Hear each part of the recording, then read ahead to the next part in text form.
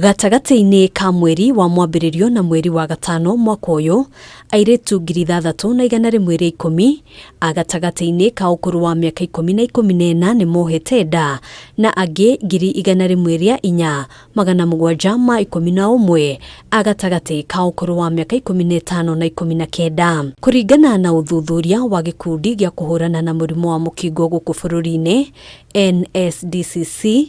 Kaunti ya Meru niyo yatongoretie na gicunji kia 60 harĩ igana na beno igitanyo gukorwo yongererekete. That Meru County is leading in terms of adolescent pregnancies in the country, where 1 out of every 3 clients who access NC services at the health facilities in Meru is a child aged between 10 and 19 years, and that is unacceptable. Kaunti ya Meru oho ikimurikwo kumana na namba ya iguru ya ciko cia bara cia kimicii na makiria kuri ciana cia gatagati ka ukuru wa miaka 10 na 17. Of all the cases that are seen due to SGBV, about 36% are children between 10 and 17 years.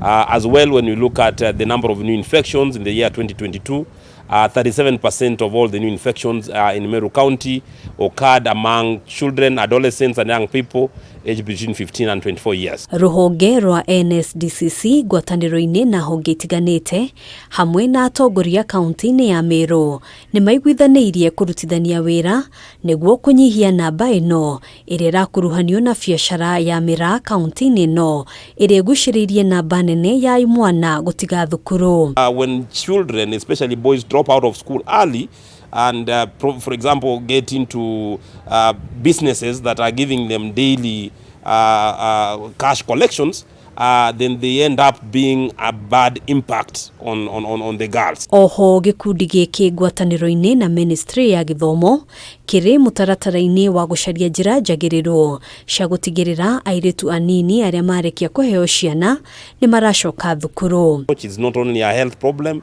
it's an issue with the education sector. It's an issue that the national government administrative officers through the Interior Ministry have to deal with, because they're the ones who know which children are fallen pregnant. The village elders, the nyumba kumi, the assistant chiefs, we are involving them in this triple threat and the triple threat initiative, so that they can go to the communities and mop up those girls who are fallen out of school due to unintended pregnancies. Mwaka uyu mabura makumurika makinya maria matacukitio kuhukia murimu wa MUKINGO magatabanirio kaunti-ini ya Meru arita njira ya kuhura njiki kambeni ya thirikari ya kuhukia ciko cia airitu anini kuohanda bara cia kimicii na utambia wa murimu wa MUKINGO. Handũ-ini ha Kameme TV, njĩtagwo Ngina wa Wandĩrwo.